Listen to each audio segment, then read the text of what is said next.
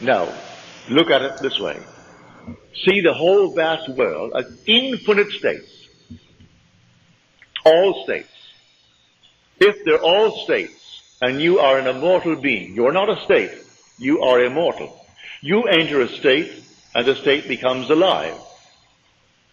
Therefore, you are not to blame if you enter a state unwittingly, and it's a horrible state. Men not knowing that you are in a state, they condemn you. But you have to express the contents of that state. If you enter the state of poverty, you have to experience poverty. If you remain in it, you must go and drink that to the very last drop, the dregs of that cup.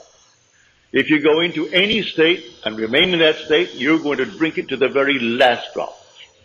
But you can get out of a state. You don't have to remain in it if you know it's a state. If you don't know it's a state, you identify yourself with the state and think that you're it. Man has identified himself with this little body, and he thinks he is it. So the day comes, he has to discard it because he's worn it out. As he discards it, all of his friends are crying to think he died. He can't die. He is an immortal being who wore a garment of flesh and blood. That same being who goes into states, remaining in a state, and the state has to be expressed by him who resurrected the state.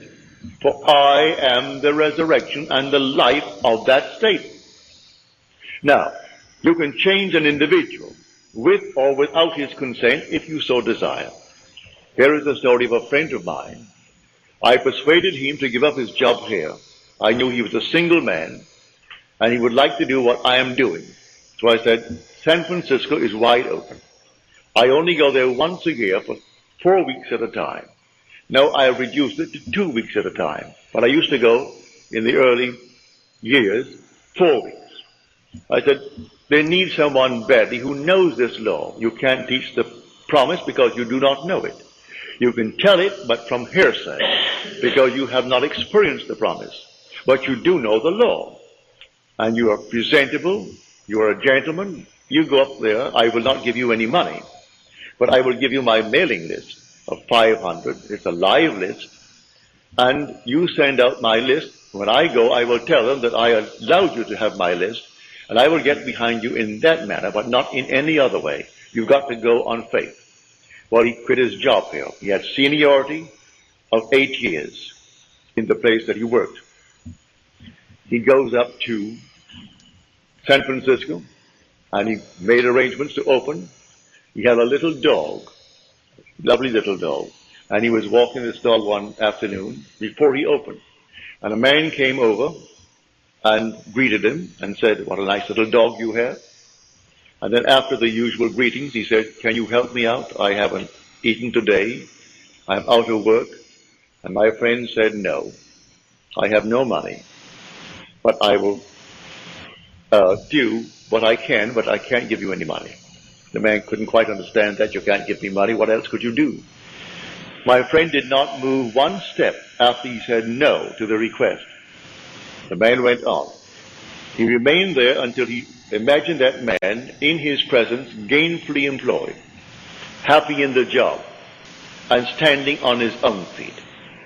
That was taken the story in the book of Acts, when a man came to John and Peter, and he could not stand on his own feet, and he was begging at the temple door. And Peter said, gold and silver have I not for thee, but such as I have give I unto you. Rise and walk. And he rose and walked. It doesn't mean a cripple jumped up and walked. That's an entire different structure that I do know is possible when you wear the garment of God. You couldn't come into the presence of anyone as a cripple. The minute you came by, he ceases to be a cripple. If he has no feet, feet come and fill the sockets. If he's blind, they come in and fill the sockets. And he is not blind. And you do nothing to do it. No compassion. You simply are so perfect that nothing imperfect can remain in your presence. But in this case, on this level, no one is actually going to jump up from the crippled state and start walking. But he takes a man who is crippled, who is standing on other people's feet by begging from them. Well, a month later, he was walking his dog and he saw this man and he crossed the street. The man crossed the street and came over to him. He said, I don't suppose you remember me. He said, oh yes, I do. I remember you just about a month ago that you asked me for money. He said, yes, and I want to thank you for not giving it to me, and extended his hand to my friend. He said, had you given me the money, I today would be asking you for money. Because you did not give me, I was so embarrassed and so annoyed with myself that I put myself in that position. I went out the very next day and I got a job, a good job. It pays well. And it has promise of growth. And I am very happy in the job. So again, let me thank you for not giving me the money. He put the man on his own feet by representing him to himself as one gainfully employed. That's what I'm talking about when I tell you the all states. He took him out of one state and put him in another state. The man who is in the new state is the same man. You are an immortal being. You are changing only when you fall into a state. And others who knew you well in one state think, what has happened to him? You either go up or you go down. If they see a radical change and they wonder what has happened to him. He is affluent, he is this, he is that, or what has happened to him? He used to be, look at him now. And not a thing changed with the immortal being who occupied the state, other than the state. He changed the state. Man, not knowing that, he condemns the state. When it's not the being that you're looking at a state. So God forgives everyone. He justifies everyone because he knows they're only in states. And the Lord created all these states. These are the states. So that's what Blake meant when he said, I do not consider the just or the wicked to be in a supreme state, but to be every one of them states of the sleep, which the soul may fall into in its deadly dreams of good and evil, when it left paradise, following the serpent.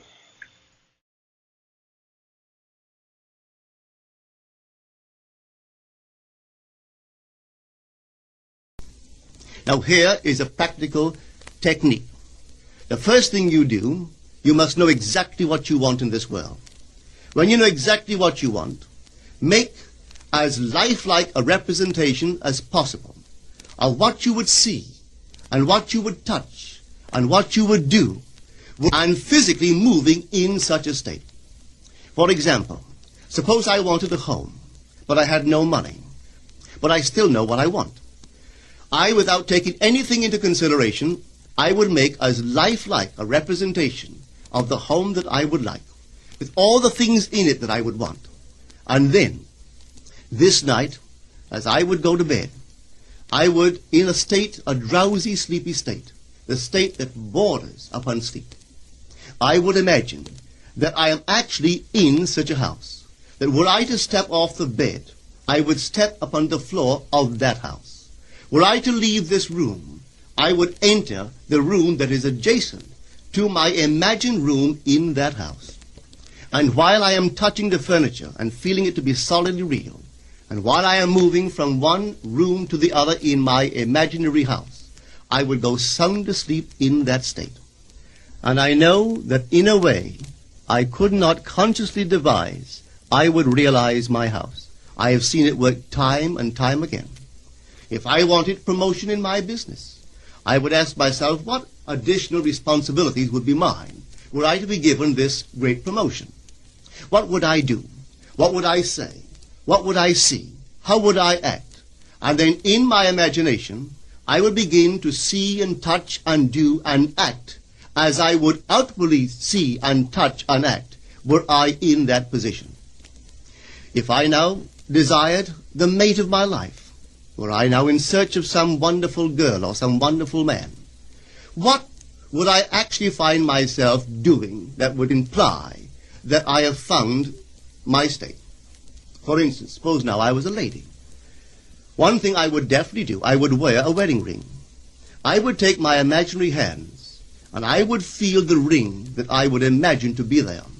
And I would keep on feeling it until it seemed to me to be solidly real.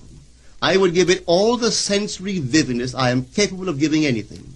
And while I am feeling my imaginary ring, which implies I am married, I would sleep. This story is told us in the Song of Songs, or the Song of Solomon.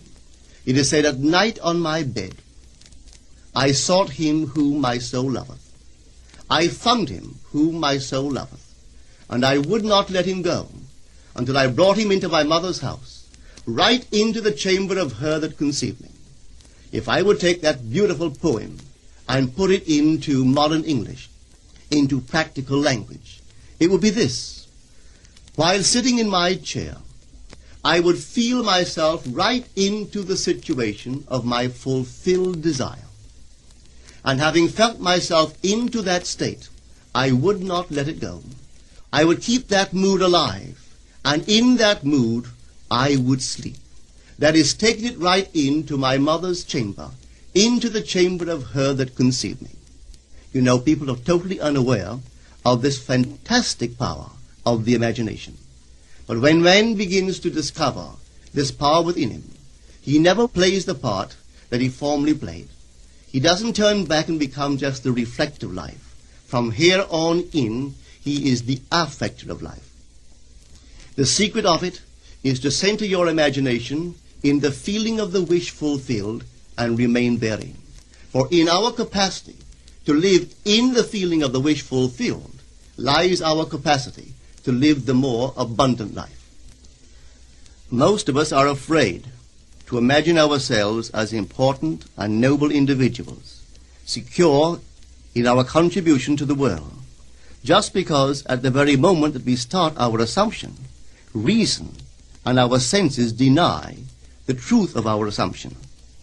We seem to be in the grip of an unconscious urge which makes us cling desperately to the world of familiar things and resist all that threatens to tear us away from our familiar and seemingly safe moorings. But I appeal to you to try it. If you try it, you will discover this great wisdom of the ancients, for they told it to us in their own strange, wonderful, symbolical form.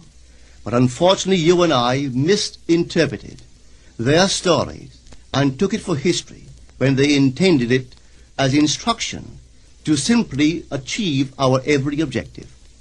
You see, imagination puts us inwardly in touch with a world of states. These states are existent. They are present now. But they are mere possibilities while we think of them. But they become overpoweringly real when we think from them and dwell in them.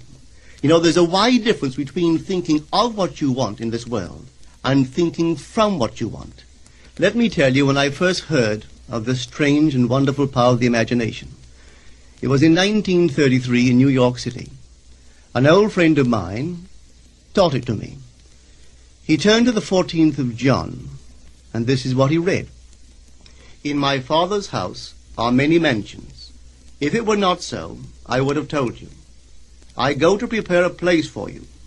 And if I go and prepare a place for you, I will come again and receive you unto myself, that where I am, there ye may be also." He explained to me that this central character of the Gospels was human imagination. That mansion was not a place in some heavenly house, but simply my desire. If I would make a living representation of the state desired, and then enter that state and abide in that state, I would realize it. At the time, I wanted to make a trip to the island of Barbados in the West Indies, but I had no money. He explained to me that if I would that night, as I slept in New York City, assume that I was sleeping in my earthly father's house in Barbados, and go sound asleep in that state, that I would realize my trip. Well, I took him at his word and tried it. For 1 month, night after night, as I fell asleep, I assumed I was sleeping in my father's home in Barbados. At the end of my month, an invitation from my family came, inviting me to spend the winter in Barbados. I sailed for Barbados the early part of December of that year. From then on, I knew I had found this Savior in myself. The old man told me that it would never fail. Even after it happened, I could hardly believe that it would not have happened anyway. That's how strange this whole thing is. On reflection, it happens so naturally. You begin to feel or to tell yourself, well, it would have happened anyway. And you quickly recover from this wonderful experience of yours. It never failed me if I would give the mood, the imagined mood, sensory vividness. I could tell you unnumbered case histories to show you how it works. But in essence, it's simple. You simply know what you want. When you know what you want, you're thinking of it. That is not enough. You must now begin to think from it. Well, how could I think from it? I am sitting here, and I desire to be elsewhere. How could I, while sitting here physically, put myself in imagination at a point in space removed from this room and make that real to me? Quite easily. My imagination puts me in touch inwardly with that state. I imagine that I am actually where I desire to be. Now, can I tell that I am there? There is only one way to prove that I am there. For what a man sees when he describes his world is as he describes it relative to himself. So what the world looks like depends entirely upon where I stand when I make my observation. So if, as I describe my world, it is related to that point in space I imagine that I am occupying, then I must be there. I am not there physically, no, but I am there in my imagination, and my imagination is my real self. And where I go in imagination and make it real, there I shall go in the flesh also. When in that state I fall asleep, it is done. I have never seen it fail. So this is the simple technique on how to use your imagination to realize your every objective.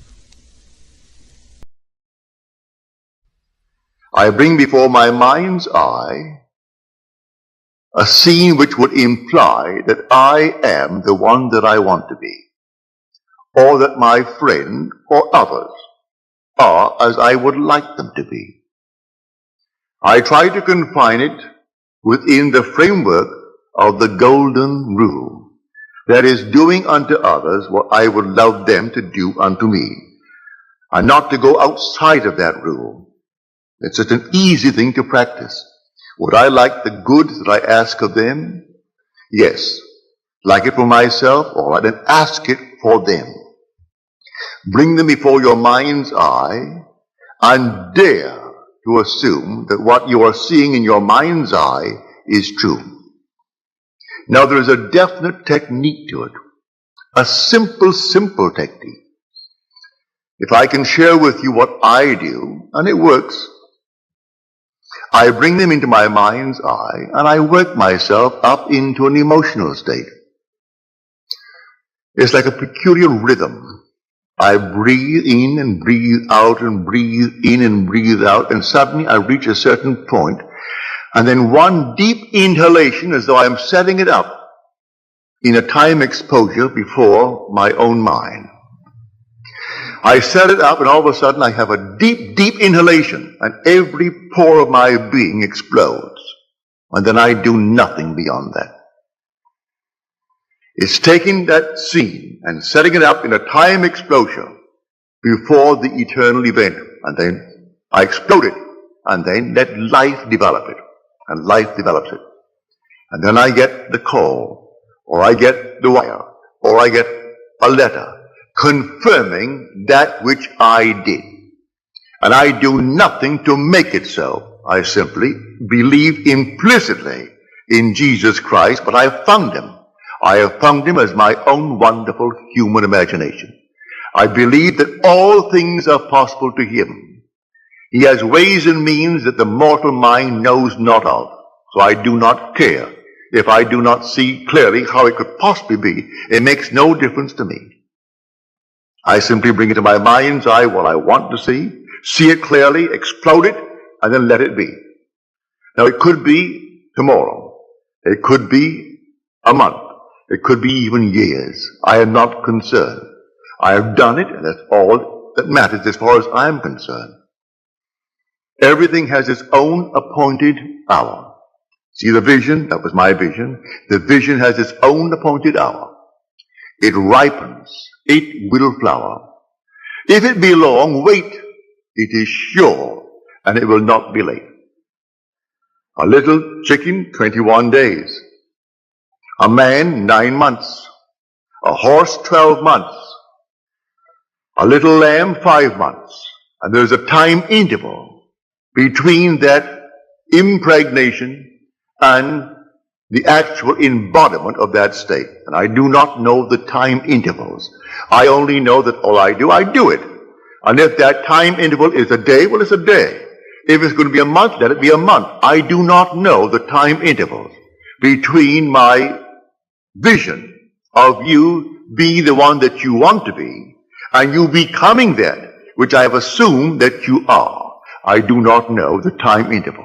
But there are time intervals between the impregnation and the birth of that impregnation. But I tell you, it works. So I do not need to ask anyone or turn to anyone. Not that I am not saying to you, turn to me, if you have confidence that I can use a law that you are not yet aware of or feel that you cannot quite master it. I invite you to turn to me. Cost you nothing. I charge not 1 nickel for it. To me, it's a simple technique, a simple process. And I look upon it just as this. If this hand is itching now, and the back of the hand is itching, this hand is easier for me to use to scratch it and relieve the itch than to take this and try to reach it with my fingers. I can't get back and reach it, but I can get it with this. It's the same body. So I call upon myself.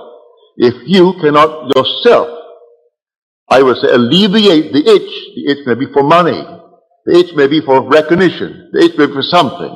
Well, then ask the one in whom you have confidence. If you have confidence in the speaker, all right, ask me. I tell you, I don't charge. I do not charge 1 penny, neither do I accept any money. I don't. You simply, if you feel like it, you ask me. And I will, to the best of my ability, simply feel within myself that things are as you desire them to be, providing it comes within the code of what I call my ethical code. That it is not at the expense of another aspect of my being. Don't ask me to hurt anyone in this world because I could not. I would not ask anyone to be hurt. But if you want recognition in this world, you want money in this world, you want comfort in this world, I see nothing wrong in that because these things I would want for myself. So I put them within the frame of the golden rule and ask for them. It's a simple, simple technique. So let us discuss how things are brought into being. Well, how are they brought into being? By your own wonderful imaginal acts. That's how they're brought into being. Because your imagination is God. Your imagining, that is God in action. Do you know what you will love for yourself and for your loved ones in this world? Assume that you have it. And that assumption, though at the moment, is denied by your senses, denied by reason. If you persist in it, because you believe in Him, it will harden into fact. And no power in the world can stop it. It can't stop it. But I can tell you the interval of time between your assumption and its hardening into fact. But I promise you from experience, it will harden into fact. But do it in love. May I tell you? Whenever you are in doubt, do the loving thing. And you've done the right thing. If ever in doubt, ask a very simple question. Would I like it done to me? If you can answer in the affirmative, then do it. And you cannot go wrong if you use that as your guide. Now, before we go into the silence, let me once more try to explain this simple, simple technique. You will have to practice it and use your own rhythm. You don't have to be in church to do it. You can be sitting here tonight. You can be at home listening to nice music. You can be simply relaxing with a drink. It doesn't matter what you're doing and where you are, but want to do it. Get into a lovely, quiet, relaxed frame. No so-called holy attitude. Forget that. You're holy when you're in love. God is love. So you would love it for someone else. That is all that you need. That mood. Wouldn't it be wonderful if she actually had it? If he had it? If they had it? Also, you know exactly what you want now. And then you imagine you are seeing them. You can see them in your mind's eye and see them vividly. And then breathe yourself into a rhythm. They're telling you that they have it. And you're getting yourself worked up emotionally because they're telling you that they have exactly what you know they would want in this world. And then you reach a certain point and you explode. Something actually goes out of you. It's power. You work yourself up into a certain emotional state and then suddenly you explode. And you feel everything go out. And you cannot repeat it. There's no desire to repeat it. It was an actual psychic, sexual act. But there's no physical act. There is no evidence of any physical act. But it's the same thrill that you would were it a physical act. Work yourself right up into that state and then let it go. And do not raise one finger to make it so, any more than you would after impregnation. What can you do after pregnancy is taking place? Nothing. Leave it alone and let it take place in its own good time. Now let us go into the silence.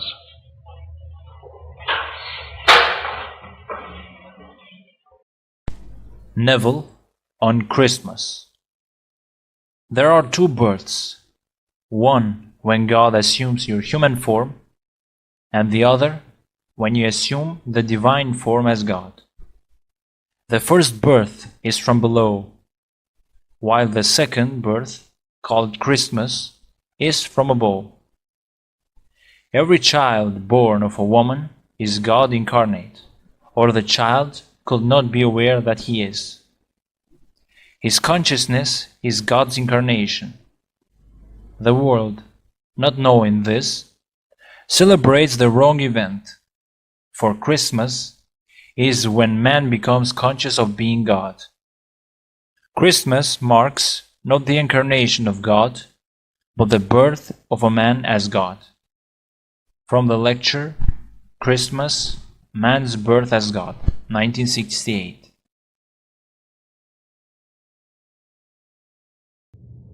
So here it is really the servant of the Lord speaking. And he's giving us some fantastic instruction and very practical instruction. Now listen to it carefully. I'm now going to quote from the very first chapter of the book of James. Be doers of the word, and not hearers only. For he who is a hearer and not a doer is like a man who observes his natural face in a mirror, then goes his way and at once forgets what he is like. But he who looks into the perfect law, the law of liberty, and perseveres, he will be blessed in his doing. Now, how do I look into the law, the perfect law, which sets me free, the law of liberty? I look into my mind. I'm now imprisoned. I've heard the sentence. I know exactly how long I'm supposed to serve. Now I look into the law of liberty in my mind. And I assume that I am free. I'm set free. How? I am not concerned. Who brought it about? I am not concerned. I simply look into the perfect law, the law of liberty, and I dare to assume that I am free. If I dare to assume that I am free, I rearrange the structure of my mind, the same mind that heard the sentence that I accepted when I heard it. Now I do not accept it. I look into the perfect law, the law of liberty. And if, as I'm told in Scripture, I persevere, then I will actually receive that which I am doing. I must not forget what I have done, and sleep this night as though I am in prison. For if I am now set free, where would I sleep? Let me know exactly where would I sleep. Well, dare to assume that I am sleeping there now. If I sleep in the assumption that I am free, I am not in jail. Even though the bars are there, I don't see them, close my eyes against them. As Blake tells us, man's perceptions are not bounded by organs of perception. He perceives more than sense, so ever acute, can discover. And so reason, or the ratio of all that we already know, is not the same that it shall be when we know more. If I take this tonight and test it, and it proves itself in the testing, well, then I have added to my knowledge. And so I know more than before I tested it. And so when I find myself up against something that seems beyond solution, I have found something that can solve it. All I have to do is to rearrange the structure of my mind. So I dare to assume that I am the man that I would be, and sleep as though I am. That's the rearrangement of that structure of the mind. I am the same being. I'm Neville. I know exactly those that I knew before, but now I know them differently. I know them now as a freed man. But I must not be a hearer of what I heard in Scripture. I must be a doer. I must do it. So be not a doer only. Be a doer in the full sense of the word. So that I'll do it and persist. The word is persevere in Scripture. The first chapter, the 22nd through the 25th verses of the Epistle of James. So I will simply do it. And though tomorrow I am confronted with the obvious facts of life that I'm still in prison, it still doesn't matter. I did it, I am doing it, and I will continue to do it until that which I have done is perfectly externalized within my world. I am telling you this from experience.